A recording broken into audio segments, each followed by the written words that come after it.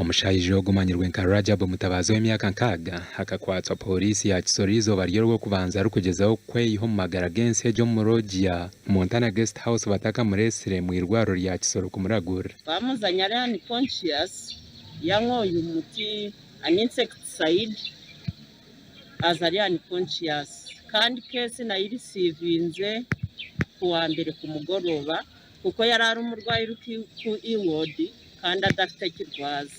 He was needed. So nkoze follow up menya ko ari polisi yamuzanye burakeye ko nja ku polisi kugira ngo menye aho bamukuye.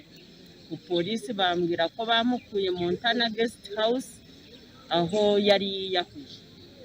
Bwanyuma y'amagaragaye kugaruka mu buteka abashaha benda condoza ubweho bamanyaha bwenshi yabire nayenda kweyiho mu magara gense ejya rukunywa buto.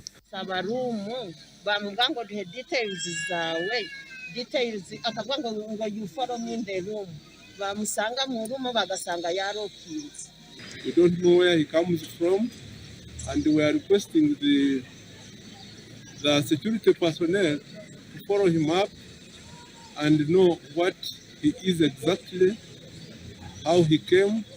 Omushije ogunagambe ndumi zitaro zimwe na zimwe ezirimo Rufaransa Oruswahili Orunyarwanda kandi polisi neija kubanza yamutwara umwirwaro yabemetwe.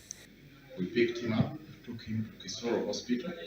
When reaching Kisoro Hospital, he was examined. I'm told he was mentally ill. He was talking so many languages. So, as police, we fulfilled our role of saving life. So, apparently, the information I get from the hospital is that he's still mentally ill. Abahatani benda barukumanye birukukwata mu ntogo bahikerera bibyo kwerinda.